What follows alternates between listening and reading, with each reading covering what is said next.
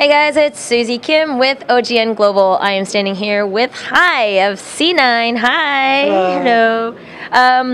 It's the end of day one now, and you guys have played 2 games, and you've won both of them. The first one being against Alliance, and that was a really anticipated match. Can you kind of walk us through about how you're feeling about that one? So I was pretty nervous going into that game just because it's against Froggen. Everyone hypes him up. He's the best Western mid player. So I'm just sitting over here ranked 3rd or whatever, and whatever, it doesn't matter. But I'm not ranked that high, so I'm scared. And I knew he had the counter pick because he's purple side, so I was afraid of him just dominating me. But they played a lot differently in online play or LAN play than they did in scrims. So I'm kind of surprised, actually. All right, so then that second game versus Kaboom, it was just kind of strange to see that you guys had given up First Blood and Meteos had taken that hit. Can you kind of run me through what that was like? So Meteos gave First Blood because he ward jumped into the dragon and tried to steal it. Thankfully, he stole it. Otherwise, that would have been really bad for us.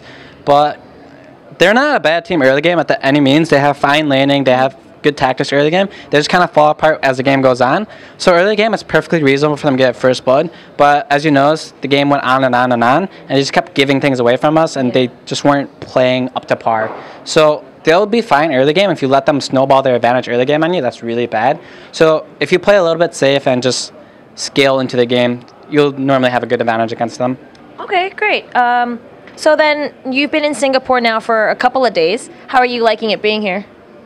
It's really hot here, actually, so that's a downside, but I like the food here a lot. I went to the food court, which is like across the street from our hotel. Oh, yeah. It's not a traditional food court, but there's just like a ton of food there. It's like $3 or $4 for a plate, and it's like super cheap. So I'm just hanging over here having a good time, because in Korea, everything was like $20 plus or something, and it's just kind of a pain to eat because you have to cook everything almost. And like all this food comes in like 30 seconds, and I don't know, it's convenient. I was going to ask you, how is Singapore different from your time in Korea?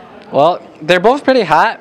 I think Singapore had a lot more mosquitoes, so that kind of sucked. But Korea had more mosquitoes. Yeah, Korea had more mosquitoes. Sorry, my bad. Thanks for the correction. But I don't know. I've only been here 3 days, and we're not going to be here that long. I don't get to explore the town or anything like I did in Korea, because I had a good time there. We got to walk around the Hongdae area. I think that's the university area, so there's like a lot of kids there, pretty people drinking every day and night. So it was fun. And I don't get to explore Singapore, so I won't really know. Okay. So I talked to Gorilla earlier, and I had asked him what team he wants to, come out of groups and go to Busan with him, and he says C9. And so then I asked him why, and he said C9, I want to hang out with them. Like, they seem like a friendly crowd. Do you guys have some kind of history that we should know about? With Najin, I don't believe so. I mean, we've run into them into solo queue a lot because we're like pretty high in Korea, so we play against them a lot. And I think they just, I don't know. They just like us, I guess. All right, so if we arranged like a dinner for you and Najin, you guys would be down with that? Oh, yeah, of course. Have you seen Watch? Please. That'd be a nice dinner date.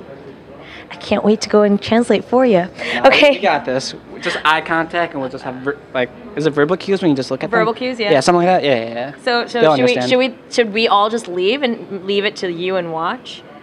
Do you just want a date with Watch? It's illegal in Singapore, so I can't talk about it right now. Once in Korea, we can talk about it. Okay, we'll talk about it in Korea. Okay. Gotcha. So, do you think that the boot camp in Korea was beneficial for you guys coming in here? I mean, you did really well on day 1, and you got 3 more days to go. Yeah, I think us going to Korea is by far the best thing we could have done. Because if we stayed in America, there'd be like no teams there. There's like no teams in Europe. Every team was in Korea practicing. So if we weren't there, we'd fall behind on the curve. On top of that, we got to play against the top Korean teams over and over and over. And we learned a lot from them. They did a lot of different things to us that other teams haven't. And when you play against the best teams in the world, you get up to par with them. Right. So we learned a lot in our 3 weeks there. And I hope we can go back and keep practicing versus them. Okay, fair enough. Then do you have anything else you'd like to say to your fans, people watching this broadcast, people watching you guys on stage? Well, first off, thanks for the interview. I appreciate it. Second off, thanks for all of our fans supporting us. We're here to do our best for you. And we'll try not to disappoint you at the very least. And as far as our Korean fans, we want to say saranghae to you guys.